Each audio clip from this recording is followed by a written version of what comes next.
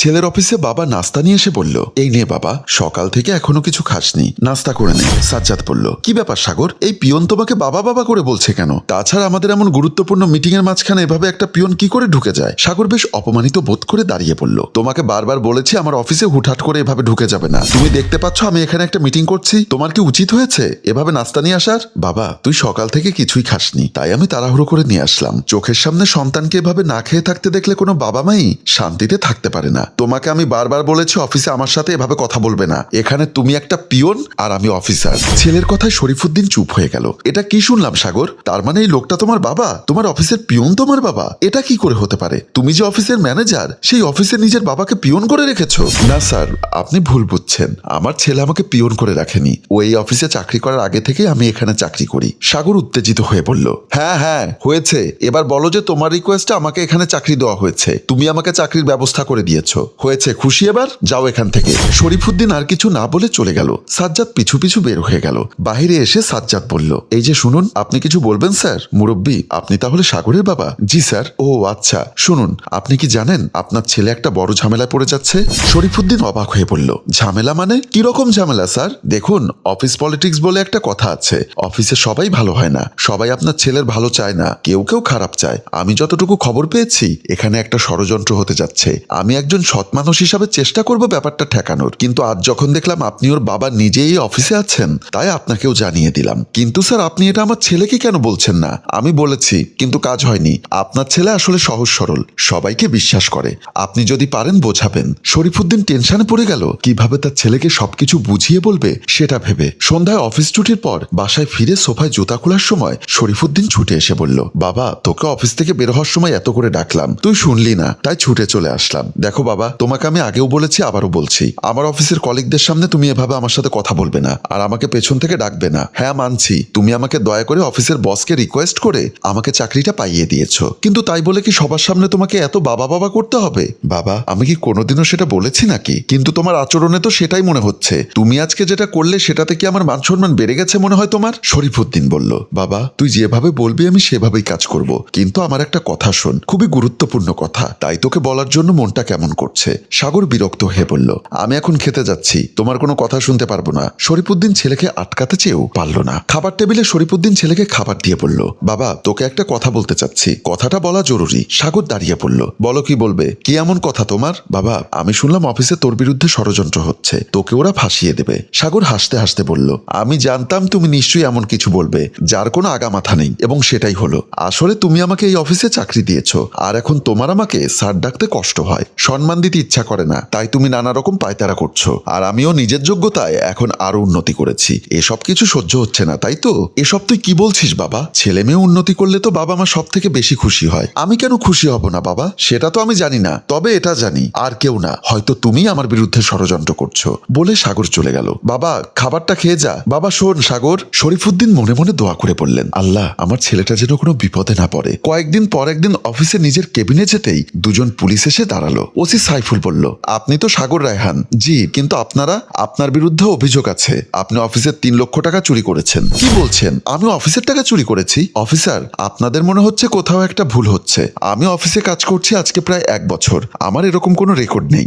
এতদিন হয়তো সুযোগ পাননি তাই করেননি, এখন সুযোগ পেয়েছেন তাই করেছেন। এমন সময় শারমিন এসে বলল, এবার সত্য কথাটা স্বীকার করে ফেলো, টাকাগুলো তুমি চুরি করেছো। কারণ মিটিং এর পর চেয়ারম্যান স্যার তোমার কাছে টাকাগুলো রাখতে দিয়েছিল এবং ব্যাংকে তোমার জমা দেবার কথা ছিল, কিন্তু আজ সকাল থেকে তোমার ড্রয়ারে টাকাগুলো পাওয়া যাচ্ছে না, এবং তুমি আজকে অফিসে দেরি করে এসেছো। এসব কিছু দ্বারা এটাই প্রমাণ হয় টাকাগুলো নিশ্চয়ই তুমি আগে থেকে কোথাও সরিয়ে ফেলেছো। ম্যাডাম, আপনি বিশ্বাস করুন, আমি কখনোই চুরি করতে পারি না, আমি এরকম কাজ কখনো করিনি। ওসি সাইফুল বলল, আপনার যা বলার আছে আপনি থানায় গিয়ে বলবেন। এই বলে তিনি সাগরকে রুমের বাইরে নিয়ে গেলেন। অফিস থেকে বের করে নিয়ে যাওয়ার সময় শরীফুদ্দিন এসে বললেন, দাঁড়ান অফিসার, আমার ছেলে কি করেছে? কেন আপনি ধরে নিয়ে যাচ্ছেন? আপনি কি ওর বাবা? আপনার গায়ে তো পিয়নের পোশাক দেখতে পাচ্ছি। জি স্যার, আমি ওর বাবা, আর আমি এই অফিসে পিয়নের চাকরি করি। দেখুন, আপনার ছেলের বিরুদ্ধে 3 লক্ষ টাকা চুরির অভিযোগ আছে, যেটা আপনার ছেলের কাছে দেওয়া হয়েছিল, এবং সেটা পাওয়া যাচ্ছে না সকাল থেকে। আর তাছাড়া সে আজকে দেরি করে অফিসে এসেছে, হয়তো টাকাগুলো সরিয়ে রেখেছে। শারমিন বলল, অফিসার, সিসিটিভি ফুটেজের কি হলো? সেখানে নিশ্চয়ই এটা দেখা যাওয়ার কথা যে টাকাগুলো নিয়ে এসে তার ড্রয়ারে রেখেছে। অফিসার বলল, টাকাগুলো দেবার পর থেকে এখন পর্যন্ত সিসিটিভি ফুটেজ ডিলিট করে দেওয়া হয়েছে। কিছু মনে করবেন না, আপনি থানায় এসে কথা বলবেন। এখন আমরা আপনার ছেলেকে নিয়ে যাচ্ছি। শরীফুদ্দিন তাদেরকে আবারও থামিয়ে বললেন, দাঁড়ান, আসল চোরকে ছেড়ে দিয়ে আপনি নিরপরাধ একজনকে নিয়ে যাচ্ছেন?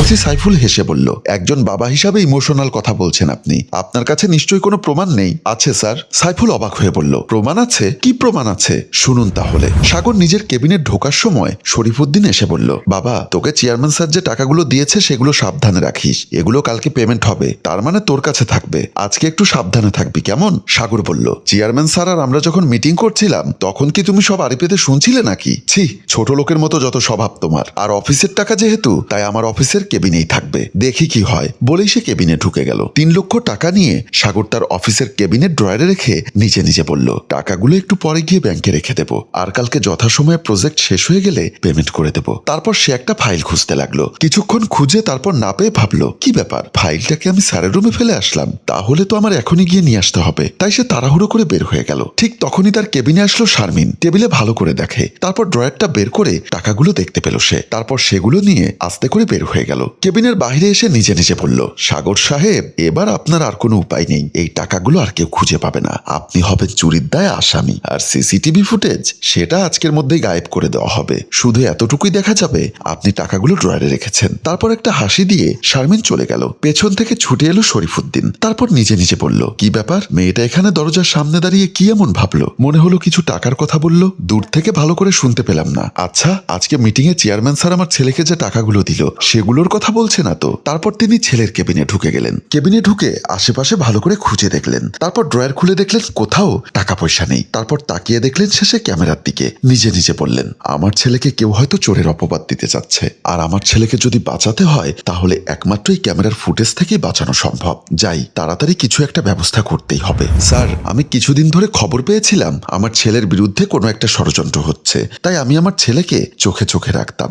আসলে আমি বাবা তো, সন্তানের বিপদ হতে পারে জেনে শান্তিতে থাকতে পারিনি। আমি গিয়ে দেখলাম টাকাগুলো নেই, অথচ টাকাগুলো পরদিন পেমেন্ট হওয়ার কথা। তাই আমার বুঝতে বাকি রইল না আমার ছেলের বিরুদ্ধে কি ষড়যন্ত্র হচ্ছে। আমি বুঝতে পারলাম আমার ছেলে যে টাকা চুরি করেনি সেটা বোঝার জন্য একমাত্র উপায় হচ্ছে কেবিনের সিসিটিভি ক্যামেরা। তাই আমি মনিটরিং রুমের আনোয়ার ভাইকে সব কথা খুলে বলি। তারপর তিনি তখনকার সিসিটিভি ফুটেজ আমাকে আলাদা করে বের করে দেন। এই মেমোরিতে সবকিছু আছে। আর আমাদের শারমিন ম্যাডাম তারপরে গিয়ে সেখান থেকে সিসিটিভি ফুটেজ ওনার মতো করে উনি কিছু ডিলিট করেন, অথচ তিনি জানেন না তার আগে আমি একটা কপি আমার কাছে রেখে ফেলেছি। এসব মিথ্যা কথা। আমার নামে কেন চুরির অপবাদ দিচ্ছেন? আমি কেন সাগরকে ফাঁসাবো? ঠিক আছে, আপনি আপাতত আমার সাথে চলুন। যদি এই মেমোরির ফুটেজে দেখা যায় আপনি নির্দোষ, তাহলে আপনাকে ছেড়ে দেব। আসুন। শারমিন বাধ্য হয়ে না চাইতেও তাদের সাথে যেতে হলো। শরীফুদ্দিন হেঁটে কিছুটা সামনে চলে গেল।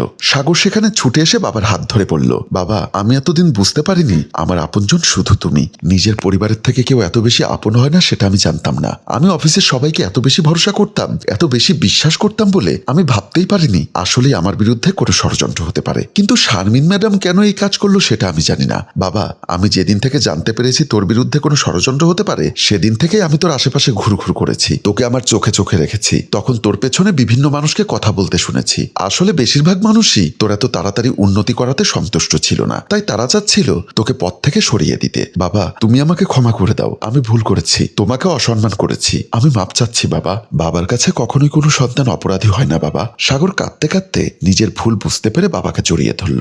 সম্মানিত ভিউয়ার্স, বাবা মা কখনোই সন্তানের খারাপ চাইতে পারে না, বরং তারা যদি জানতে পারে সন্তানের কোনো ক্ষতি হতে পারে তাহলে তাদের চিন্তার শেষ থাকে না। গল্পটির রচনায় অভিক ও চিত্রগ্রহণ ইফতি হোসেন এবং সম্পাদনায় আলমগীর।